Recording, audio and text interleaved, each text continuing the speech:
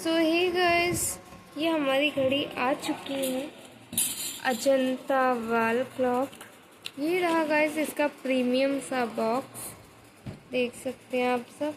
अभी आया है ये घड़ी गाइस, ये घड़ी मुझे अभी रिसीव हुई है, देख सकते हैं आप सब। कितनी प्यारी है ये watch, sorry guys wall clock है ये।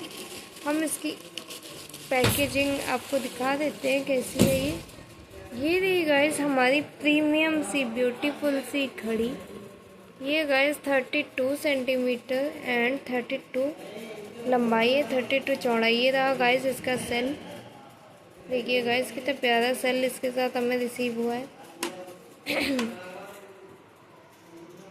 ये मैंने अमेज़ॉन से ऑर्डर करी है। ओके गाइस, तो वीडियो अच्छा लगे लाइक शेयर सब्सक्राइब करना मत भूलिएगा। सो तब तक के लिए हम मिलेंगे गाइस नेक्स्ट वीडियो में, तब तक के लिए बाय बाय गाइस।